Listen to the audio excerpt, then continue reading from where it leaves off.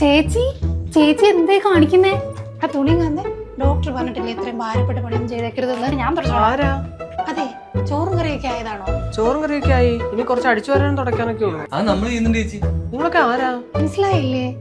ഞാനാണ് നമ്മുടെ വാർഡിന്റെ സ്ഥാനാർത്ഥി. നമ്മുടെ ചിഹ്നം ചൂലാണ്. ചൂലടയാളത്തിൽ വോട്ട് ചെയ്ത് എന്നെ വിജയിപ്പിക്കണം. വോട്ടൊക്കെ ചെയ്യാം, നാളെ വരുമോ നിങ്ങള്? അല്ല അപ്പൊ നമ്മുടെ വനിതാ നേതാവ് സോഫ കിടപ്പുണ്ട്. ഓഹോ സിസ്റ്ററെ, സിസ്റ്റർ എന്നെ അനുഗ്രഹിക്കണം. നമ്മുടെ പാർട്ടിയല്ല. അല്ലേ മോളെ, മോളിങ് വന്നേ. മോളുടെ പപ്പേനോട് ഞാൻ ഇന്നലെയും കൂടെ സംസാരിച്ചിട്ടുണ്ടായിരുന്നുള്ളൂ. അതിന് എന്റെ പപ്പ ഗൾഫിലാണല്ലോ. ഗൾഫിലാണെങ്കിൽ എന്താ വീഡിയോ കോൾ ചെയ്തൂടെ? ആ വീഡിയോ കോൾ ചെയ്ത് സംസാരിച്ചായിരുന്നു. അപ്പൊ വോട്ട് ചെയ്ത് വിജയിപ്പിക്കണം. നമുക്ക് എന്താവാൻ ആഗ്രഹം? എനിക്ക് പണിയൊന്നും ചെയ്യേണ്ട നേതാവിനെ പോലെ ജീവിക്കാനാണ് താല്പര്യം.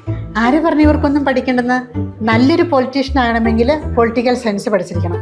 ഇവർക്ക് communication skill, analytical skill, critical സ്കില്ലൊക്കെ ഉണ്ടായിരിക്കണം. പൊളിറ്റിക്കൽ സയൻസ് പഠിച്ചവർക്ക് പൊളിറ്റീഷ്യൻ മാത്രമല്ല ആവാൻ പറ്റുക. ആ പൊളിറ്റിക്കൽ സയൻസ് പഠിച്ചാൽ law, business, government administrative, international organisation, public organisation തുടങ്ങിയ നിരവധി ജോലി സാധ്യതകളുണ്ട്. അപ്പം മറക്കല്ല കേട്ടോ, നമ്മുടെ ചിഹ്നം ചൂല്, വോട്ട് ചെയ്ത് വിജയിപ്പിക്കണം. നമ്മുടെ ക്വാളിഫിക്കേഷൻ ചോദിക്കാത്ത